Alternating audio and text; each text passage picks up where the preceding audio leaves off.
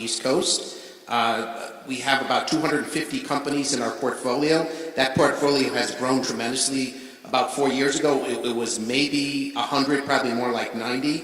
And that portfolio is, what happens with that portfolio is we are working on two things. Every other VC works on one thing. They work on return, it's ROI, return on investment. We care about two things, ROI and job creation in the state of Connecticut. And one thing we realized some time ago is, we can support and invest in companies that come out of UConn and Yale, those kinds of startups or startups that happen to come out of individuals here in the state. But in order to really change the paradigm of the state economy and make it one more based on innovation and entrepreneurship, we need to bring a lot more startups here. So we have been looking outside. That means outside of Connecticut throughout the United States, but also we focus globally. And so in Israel is, of course, our number one target. And we've invested up till now in about 12 other companies. But the purpose of our mission on this mission was, it's one thing to find these companies in Israel remotely. It's a lot easier to find them by physically going there.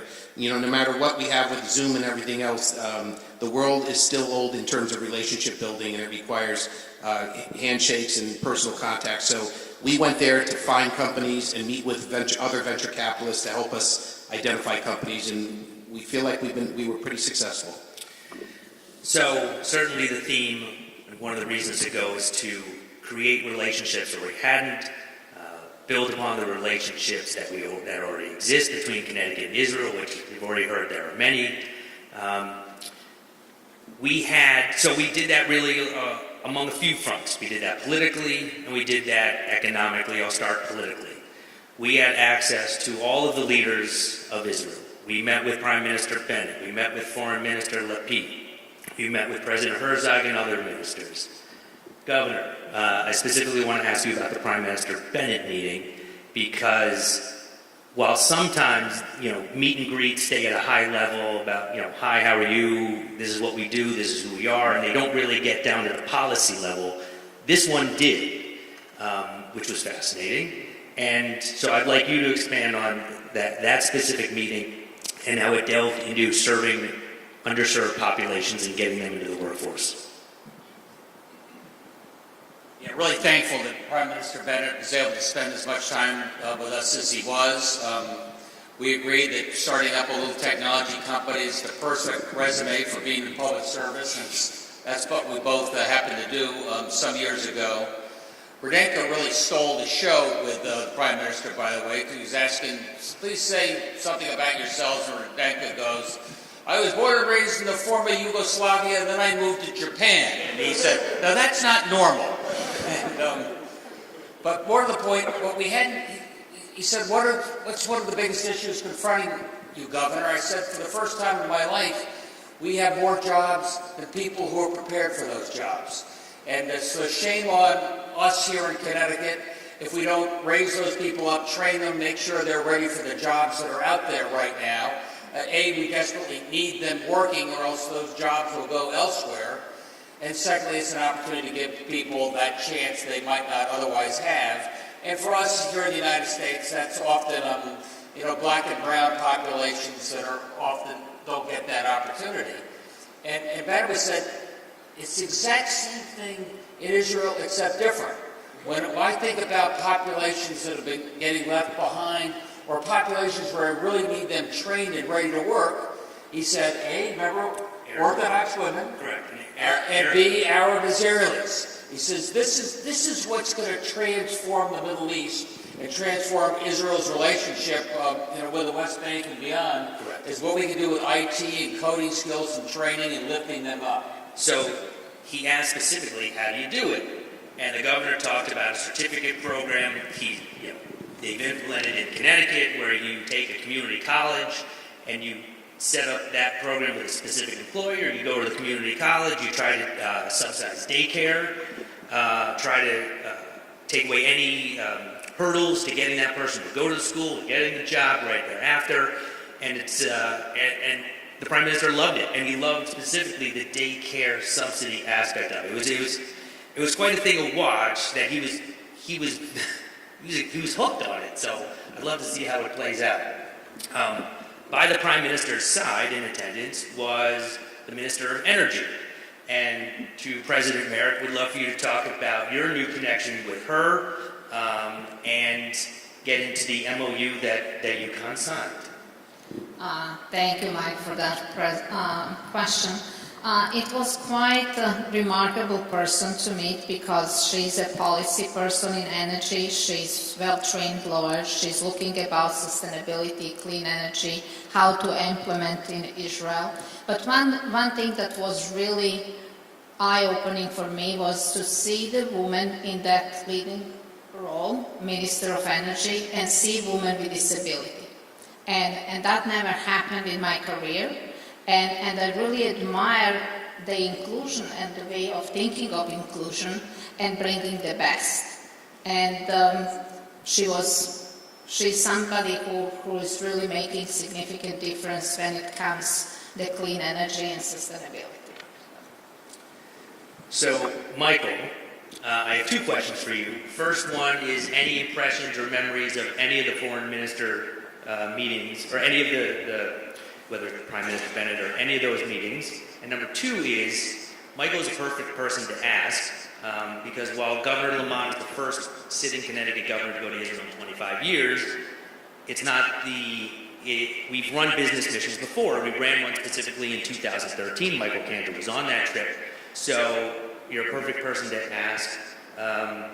That trip, unfortunately, did not have Governor Malloy on it. He wasn't able to go.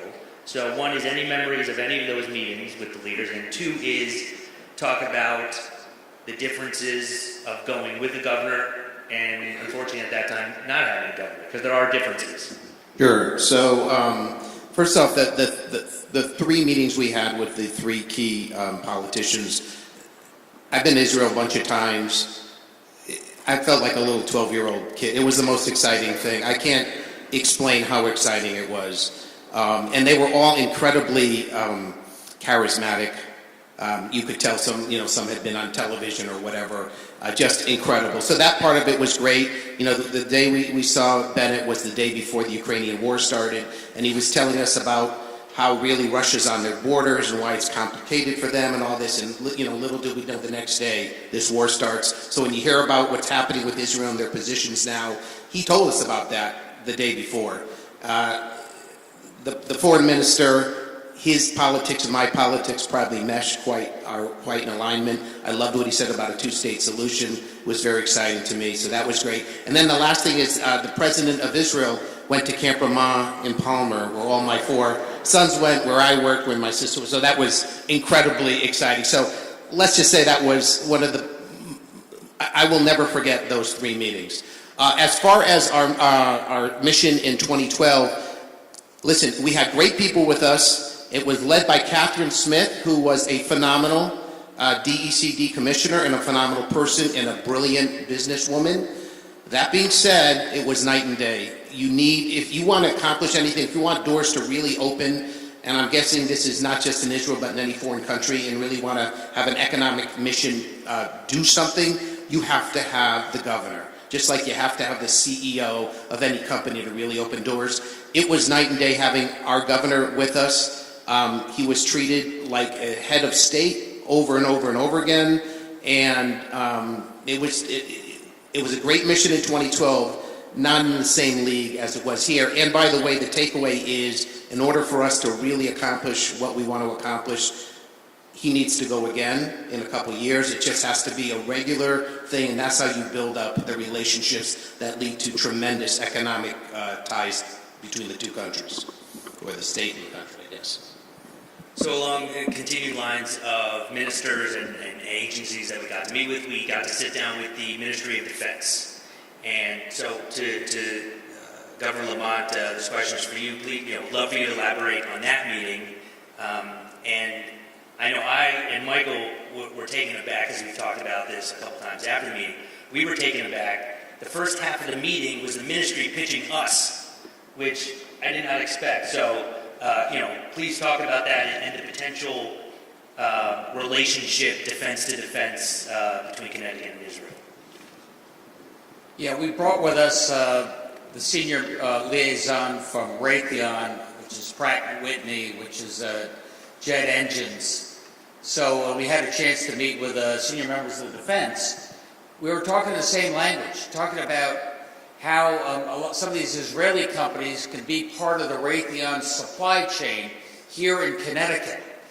So you're not simply just randomly trying to find companies and say, why don't you think, what would be a natural fit between a defense company in Israel and Raytheon? And that was what that conversation was. And we were both auditioning each other. We have followed up on that carefully, and it's a really strong relationship. And I know since the trip, I know that your DCD Commissioner Lehman has followed up with them. So that's good stuff. Because it's, as much as it's great to actually go to Israel and do the mission, the real work is afterwards. It's about the follow-up. So it's good that those discussions are continuing. I wanted, as someone that runs an advocacy organization, in all of these meetings, particularly with the Ministry of Defense and with the other foreign leaders we met, I wanted it known when we're trying to lobby Connecticut and South Connecticut. I want them to know that our congressional delegation is completely supportive of the MOU between the United States and Israel, the $30 billion MOU on security, intelligence, and defense. I want them to know that our congressional delegation is supportive of funding for Iron Dome, and I remember specifically Foreign Minister Lapid, and in the Defense Ministry meeting, he's like, I got a little head nod, so that was good stuff.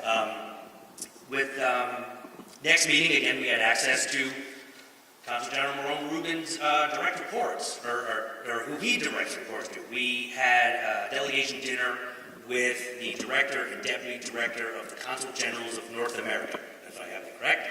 And we had a nice, candid, open discussion about, again, all Israel issues, its neighbors, its neighborhoods, two-state solution, and questions I know many of you are concerned with from an American Jewish perspective. I know, I'll turn this over to Michael. I know he had some questions, and I'd like to have Michael elaborate on that dinner. No, it was an amazing dinner, and we had a very frank discussion. And listen, I'm a huge supporter of Israel, but like many American Jews, I have some issues. So I brought up all the issues that I care about that are somewhat controversial. So I brought up issues regarding reforming conservative Jews and how they're treated by and the issues with with all the issues that come up there. I talked about the women of the wall and how women are treated at the Wailing Wall, the issues I have with that. And then the biggest issue that I'm confronting, because I have 4 sons who are of millennial age, is the issues that I see with my son's friends and how they look at Israel differently than I looked at Israel, and the issues with the Palestinian problem and how young American Jews are looking at Israel, and how it's causing it's such a problem, as well as the problems on college campuses. So we talked about all of that, and obviously they're all well aware of those issues. But it was a really frank discussion, which was great. And then lastly, but certainly not least, of the high-level folks we were able to connect with. We were able to connect multiple times with the United States Ambassador Tom Knives, who had only been in the job a handful of months, and we were the first delegation that he hosted. And he hosted us at the hotel with 150 of our closest friends. It was an amazing evening. I open this to any or all of you. Go down the line to talk about that evening, who was in the room. I certainly have some thoughts I want to share with the Governor. Any thoughts on that evening with the Ambassador and with our closest friends in Jerusalem? Everybody came. I thought that was a pretty good start. But they had the same cabin fever as we do. I mean, we'd all been sort of locked down for a couple of years. So we got free drinks, and the ambassador's going to be there. We had 150 plus folks. A lot of the entrepreneurs we had talked to, over the course of the preceding few days were there. Tom Knives is very happy the embassy's in Jerusalem, but he finds Tel Aviv a lot more fun on a weekend night. So he's getting an apartment in Tel Aviv just to keep going. President. The food is amazing. There is no place that you can have better food than in Israel. So we really know how to cook. So, Mike, any thoughts? Or feel free to jump in. Please. Oh, I know one of them. No, yeah. So one thought is this chief scientist of Israel. I think he's called something else now. Chief scientist. Which all these startups get money from the chief scientist. That office is a critical office. He showed up, which was a really great thing. So that was good. But the other thing is, I personally am a huge UConn basketball fan, and I spent quite a bit of time with Doron Sheffer that evening, and that was alone. And Nadav Hennefeld was a no-show, which I was upset about, but still, it was fantastic. So in the room, part of what I wanted that night was to show the governor the footprint that Connecticut has in Israel. I invited the Israeli companies that have a footprint in Israel. I connected, there's the Jordan River Village, which is a camp for sick kids, that was started by a West Hartford couple 30 years ago. I invited them there. I invited some of our Federation executives were in country because they're planning a big Federation mission. So I wanted him to see the footprint, because federations, with their dollars, many of your dollars, give to Israel, support programs and nonprofits there, invited everyone. And this is, so this was the cover of Shalom New Haven. It doesn't matter if you actually can see who's in the picture, but you got the governor, you got a couple this is what I wanted to convey. This was a job well done by me, if I can pat myself on the back. So you have the governor, you have the mayor of Afula, which is our sister city. He came. You have the street sign here. It's Connecticut Avenue. There is a street in Israel named Connecticut Avenue because of all the funding that we give and the work that you all do through Federation. So they presented the governor with the sign Connecticut Avenue. In the back is a guy, it doesn't matter, it's blurry, take my word for it. It's a gentleman named Eran Atlas. He runs DreamEd Diabetes. He has a pilot program at Yale New Haven. So it was a night, I know everyone was completely talked out. It was a good problem to have. Everyone, we were the bells of the ball. Everyone wanted to come up to us. Michael and Matt, who's the executive director of Connecticut Innovations, were constantly pitched all night. The companies that we visited, that we hope to move to Connecticut, were there. Again, obviously, the ambassador. We'll get to Ruth Porat, or the governor's friend, or the CFO of Google, was there. It was just a tremendous night. But moving on now to the economic portion. Oh, yeah, please. Oh, I got one story. Connecticut was the first one there, but we also had the congressional delegations just arrived as well. So there's Kevin McCarthy and Nancy Pelosi. And I kind of love the fact that those guys are shuffling back and forth going, what's all the action over there? Oh, that's the Connecticut reception. So at the end of the night, after this 3-hour reception, we finally were able to catch our breaths, actually get a bite of food, and we all sit down. And do you remember what you said? Oh, it's okay. He goes, I just met 40 people from West Hartford tonight. And so that's mission accomplished. So for the economic portion, Michael, we, Connecticut Innovations hosted a Venture Class. I would like you to talk about Venture Class, what it is, who was there. Yes. So we actually held Venture Clash on our final evening, and when Venture Clash was over, we went to the airport and went home. So it was the final event of the week. So I mentioned before that a recognition at Connecticut Innovations that in order for us to really change the dynamics of this state to get, to become more of a startup state, we need lots more startups, and they're not all going to be organically grown here in Connecticut. So we've been looking outside the United States, and so we've had a series of venture clashes, which are global competitions, pitch competitions. They've been held in New Haven at Yale for a number of years, and we brought in many companies that way, and there's prize money, which is our investment in them.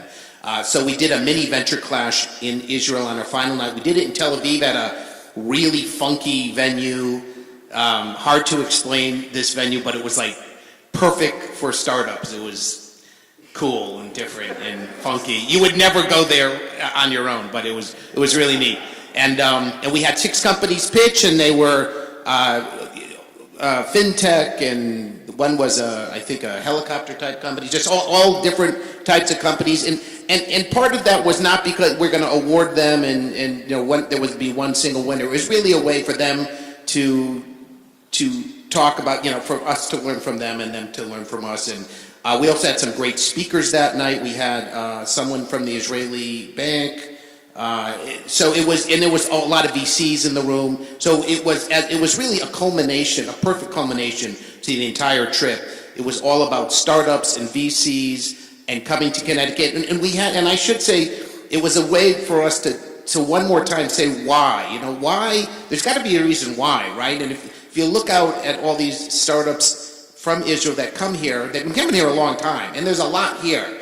Not as many here in Connecticut as we want, right? Where do they go? They go to Boston, New York, they go to Silicon Valley, and a few other places, but a lot of Boston, New York. And our pitch to them was, you want Boston and New York? You get it here in Connecticut, but at a fraction of the price. You're still near Kennedy, as the governor said.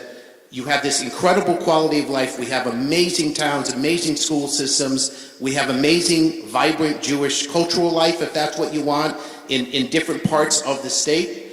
And so for less money, you get better quality of life, the same or better culture, and you get, importantly, a state government that is completely behind you, a one-stop shop state government that's going to help you do everything you need, and you have amazing academic institutions, most notably the University of Connecticut. So that was our pitch all week long, including Adventure Clash. Can I just add on to that for 1 second? This was bringing Michael and Connecticut Innovations is so different than the way most states usually do it. Usually you go and you hire a lobbyist, and they're over there in Israel for you, and occasionally they send you a fax with somebody that might be interested in moving your company. Bringing Connecticut Innovations, which is the Connecticut venture capital firm, and Michael's there making small investments in different venture firms right now and companies. So when they have a company that's thinking about ramping into the United States, we have a relationship with that venture capital firm, and they think about Connecticut. We have an early relationship with that company. It's a very different way of doing things.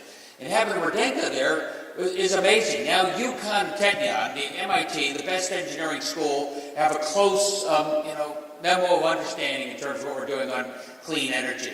Those are the type of relationships that build, and you got to do it in person, as you said. You got to have that personal relationship, and that's what we got started. I can add that the governor teased the Tachyon team and executives, and he says, why UConn, why not Cornell? And they says, because UConn has the best people and best facilities, and you have to come and see what we do with them. I felt really proud of being part of UConn and what we do in Connecticut. I'm a lawyer, so I keep talking about it. No, I just want to say one other thing. While we had CI there, we also have a governor who is a businessman, and that's another that makes such a difference. There is no way that most governors from other states, the United States, can talk the talk and walk the walk the way he does with these venture capitalists and with these startups and with these government officials. He knows what he's talking about in terms of business and how to grow a business, and that was really clear. And he's a very down-to-earth, good person. So all of that came across every day we were there. Mike, you're not going to be paid tonight. You talk a lot. I just want to acknowledge one more person. Dan Rayner was instrumental for this, about organizing this trip and all relationships, and he's our Vice President for Global Affairs. He worked with donors to get financial support for our collaboration and research with Tachyon. He works with the company there. He knows the people. He respects the people. And unfortunately, he couldn't be with us tonight. His mother passed away, and he's in Shiva. But I just wanted to acknowledge him and his work in building relationships. Thank you for doing that, Renee. Well said. Speaking of personal relationships, we had the pleasure of connecting with Ofer Strauss. Ofer, for those that don't know, is chairwoman of the Strauss Company, the second largest food manufacturer in Israel. She's a big deal. We were connected through her, through Ingenuity, former Pepsi CEO, friend of the governor's and Greenwich resident. Unfortunately, Indra couldn't go because she 2 weeks before the trip, or 3 weeks before the trip, she tore her meniscus, which is massively unfortunate because Indra is an absolute powerhouse. And while she couldn't go, she did connect us with Ofer. And so we started our mission that Saturday night after sundown. Ofer hosted us, and Michael talks about being, in awe, like almost like a little kid in awe. This was my night to be in awe. So we're in a 150-year-old Ottoman palace in Jaffa. Ofer's hosting us at a restaurant. It's their house, but it's also a restaurant. But you can only rent it out of parties of 15 or more. And Ofer invited his entire delegation. Ofer invites 8 or 9 of her friends. I sat next to the head of business management for Google Israel. The CEO of the Bank of Israel, Israel's version of the Fed, was there. The food was great, the people were great. It was an unbelievable way to network to start our trip. And we had the pleasure of connecting with Ofer 2 other times. She hosted us at her office. And so I turned this to Radenka because ag tech, food tech are something that Dan and yourself have been all over. I saw that you connected a couple times with Ofra. You can talk about that. And since the trip came back, you've announced potential plans to open up a kitchen incubator on campus. So please talk about that. Yeah, Arthur Strauss is really creative, very imaginative, and person with great kindness and hospitality. So her parents' father's side immigrated from Ulm in Germany, and her mother's side from former Yugoslavia. So we connected immediately. And she talked about the family values and traditions and cooking and farming and innovating. And she said through innovation, she empowers her team.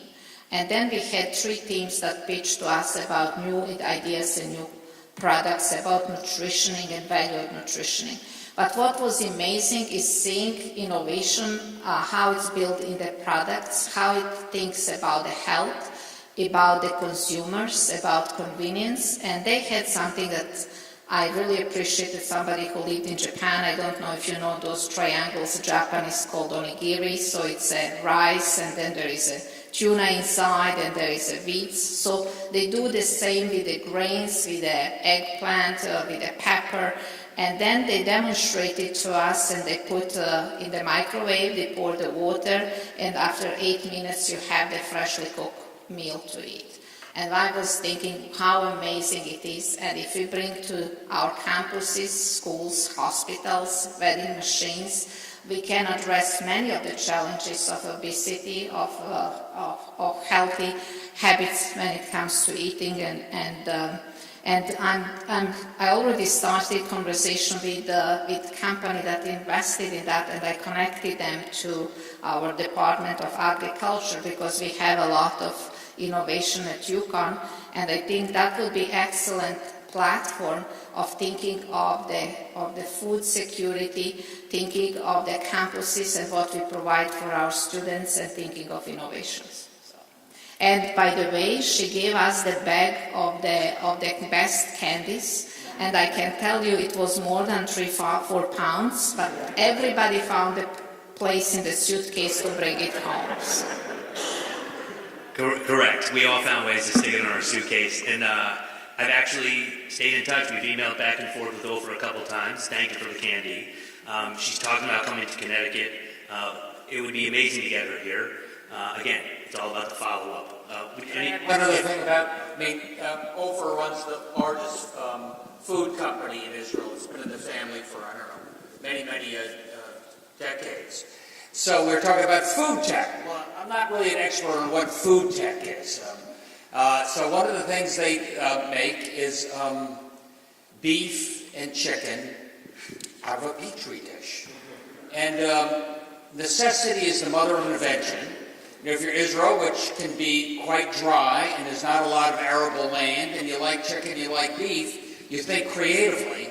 And I had a chicken that had been grown in a petri dish. They did it in about 1/10 the time it takes. It was pretty darn good. So watch out what the future may bring.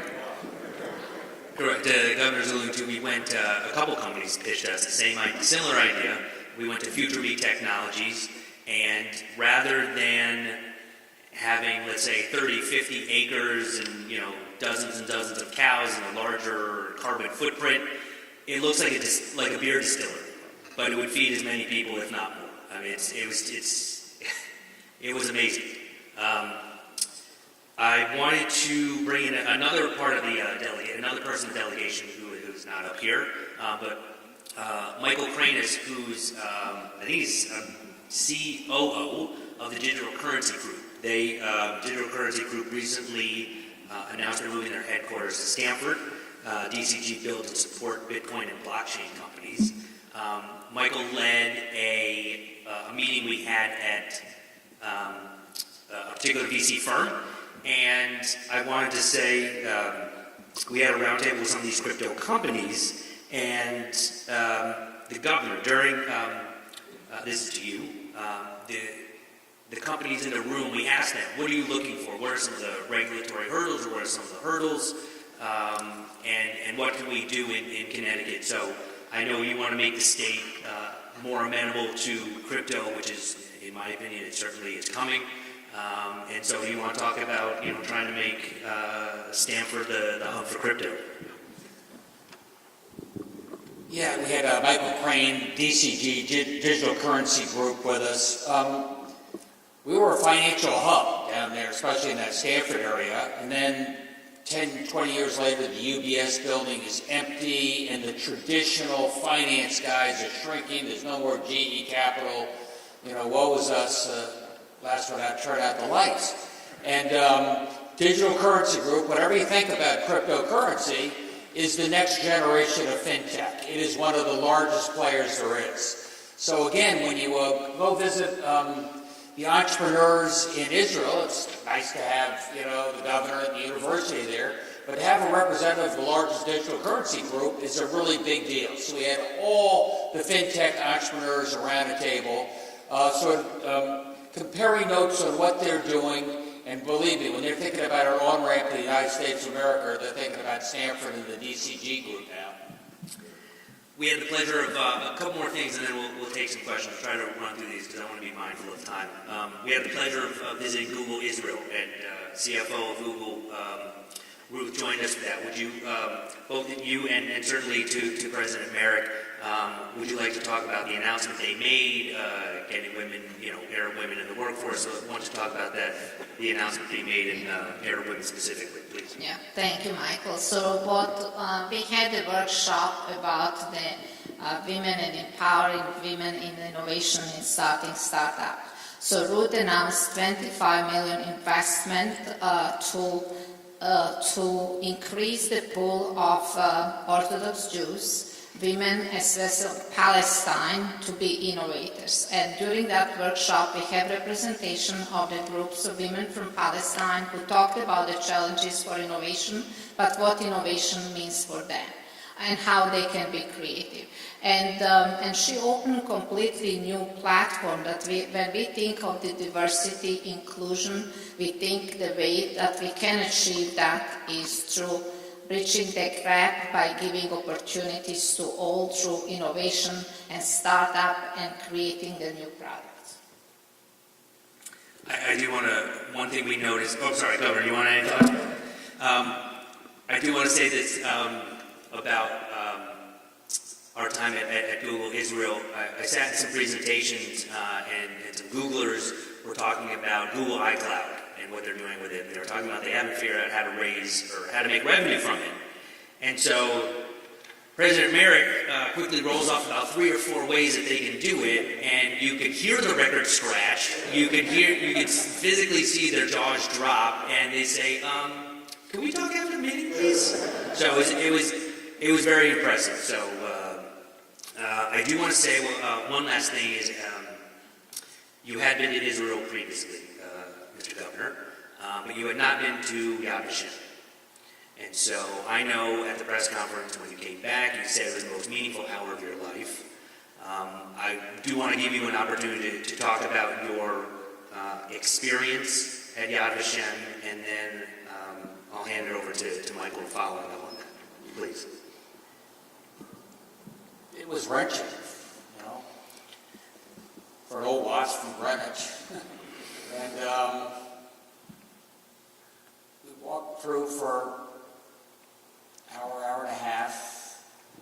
Each and every one of those 6 million victims has a life and a story and a face. And I was just a wreck coming out of there. And talking a little bit about, you know, Connecticut, where some people want to airbrush different pieces of history, and I'm an historian, and, you know, it's quick to say, not only do we not airbrush history, we make sure that the Holocaust is taught in every single school in Connecticut. You never forget, and if you forget, you can repeat, and we're never going to let that happen. And then at the backside of us, you walk into a room where there's 6 million stars. It's, if you haven't been, go.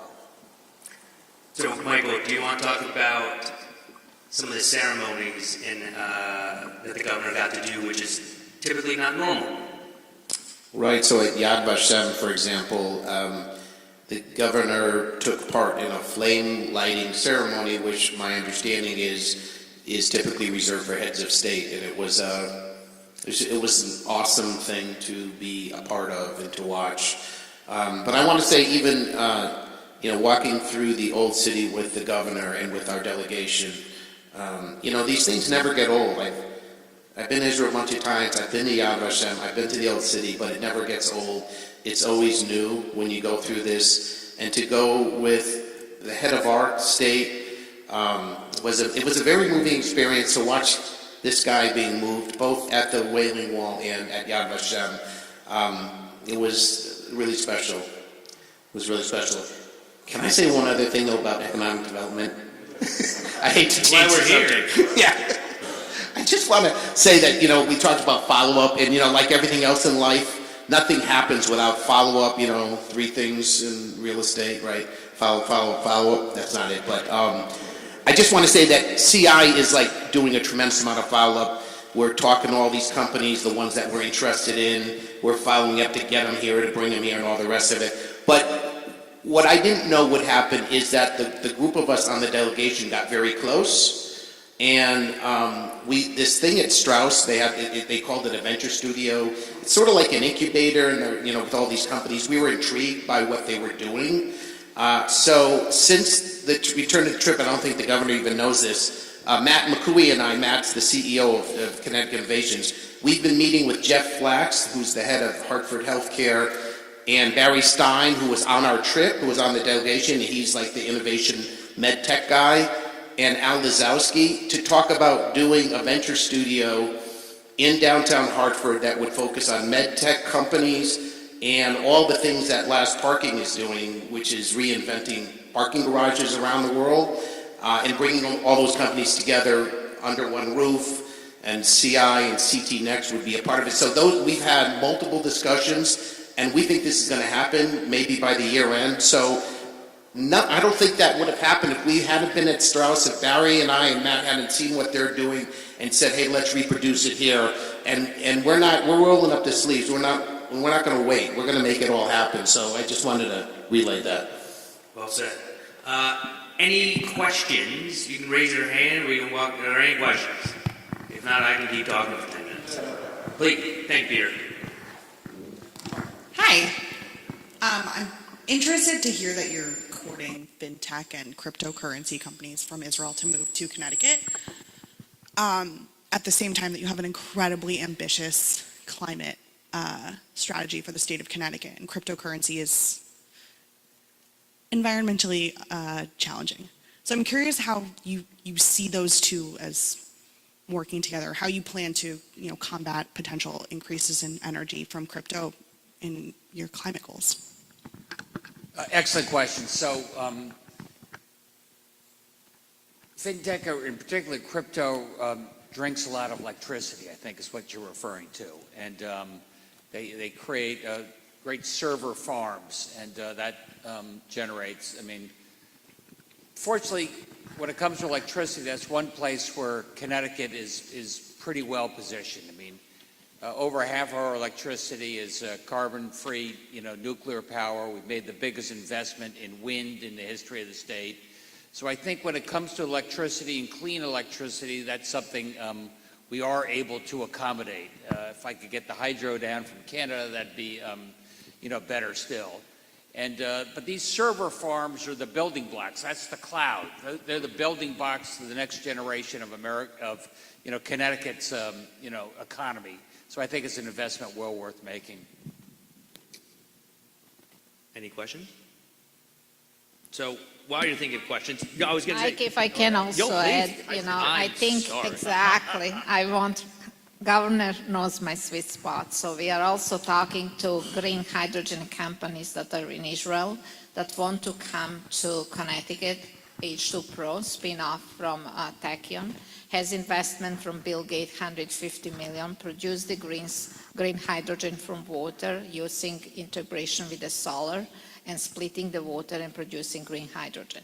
We have another company in Connecticut called NEL, formerly known as a proton on site, that also produce the green hydrogen. So when we think of the energy, we don't only think the way that we produce, but we also think the ways how we store the energy. And the grid stability is something that is going to be challenged for any state, including Connecticut. And that's when we think of the crypto, when we think in energy-intensive processes, we are also thinking of the sustainability. Radenka is one of the world's leading experts in hydrogen. I always point out, you're full of hydrogen. She says, Governor, you're full of hot air. So we have a great relationship. So while you read your question, I did want to say to the Consul General, this is a perfect time to say, you were with us all week. What were your impressions of the trip? And just general thoughts about our week. Okay, thank you very much. I'm sorry I'm slightly hoarse. But you tested negative. I tested negative already 3 times in the last 24 hours, so I made sure that I would do so. First and foremost, it was wonderful to be able to accompany Governor Lamont and the group to Israel. And I think I'd like to give an Israeli perspective. Because, as you know, before coming to my job in New England, I was Chief of State Protocol for 5.5 years. So I have dealt with quite a few delegations over the years who come to Israel, and especially from the United States. And I must admit that this is one of the things, Governor, that I think that we take our hat off to you for getting together a very incredible group of people. The diversity in the group, the differences, the different focuses, and I think that a lot of work went in. I know that you had 2+ years to get ready for the trip, but it was definitely on the Israeli side, we saw the importance, the different focuses that were given from Connecticut and what Connecticut had to offer, and the pitch, as the mayor's husband said. The pitch was well organized, from the Jewish life in Connecticut through to the fantastic university facilities and the wonderful life. I did mention that you are about 15 years behind your neighbor to the north and east, because 2 governors preceded you, both Governor Duval Patrick some 15 years ago and Governor Baker, who also went twice. So I definitely think that you've got to play catch up, but I'm sure that you will, and I'm sure that Connecticut will manage. And it really was an honor and a pleasure to be with everybody. Thank you.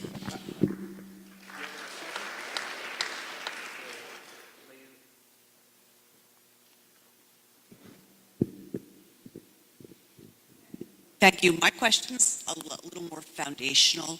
There's so many of our students that go to Israel to be educated. Many of them then choose to stay or to contribute, back, form ties and contribute back. And I'm just wondering if there's any thought at the University of Connecticut of either offering, semesters abroad to students who are there, or even offering scholarships to students who want to do master's programs here, or in-state, Connecticut in-state tuition kind of things, to attract people here to become educated so that they either may choose to stay because they establish ties, or are still really helpful in continuing to further those the projects that we're starting now, but we need to look forward to really sustaining in the future. Thank you, Riva, for that question. Yes, we had conversation, and we have programs at UConn, both at state level as well as federal level. Bridge program that we write the grants, and those grants include exchange of the faculty as well as of the student. We also met Lady during one of the reception that runs the program, and each year she sends hundreds of Israeli students to Connecticut Northeast, and then receives the same number of the students reciprocity to Israel. And she wants to enhance that program, and we had conversation how we can do and enlarge those numbers for University of Connecticut, as well as other universities and colleges in Connecticut. We have other schools and students who will benefit from experience. But one thing that we learned that our students say when they go there, that their maturity level and maturity level of Israeli students is very different. So they said there is less partying, they're more strict in the classrooms and in the labs. So I think we have to prepare them and train them before we send them. So, so those are the, fun story that we heard, but they are very thrilled to go there, and we have students from them that comes and visit us and stay for a couple months, absolutely. Remember, Foreign Minister Lipid said, our 17-year-old boys are knuckleheads, just like every other 17-year-old. But then they serve in the military, and they come back, and they are head of the class.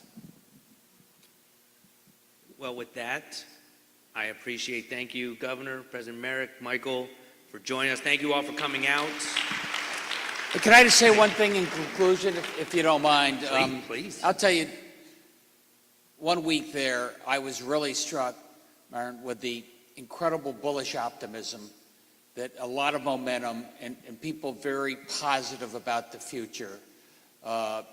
Secondly, in this job I've got, thanks to you, I've had a chance to meet a lot of political leaders, and I was incredibly impressed with the Prime Minister, Foreign Minister Lipid, Herzog, smart, strategic, frank, no question about it, very frank, and to be blunt, a little frank about the United States' role in the Middle East, and a worry that we are pulling back, and when we pull back, we leave a void. I think we heard that loud and clear. Subsequent to that, we were all sitting on the runway at Ben Gurion Airport wondering when we were going to take off, realizing that was the moment that Putin had invaded Ukraine. And the president's there with NATO in Europe, showing a very different side. But I love people who are direct and honest. And we had the most direct and honest conversations, and I'll never forget it.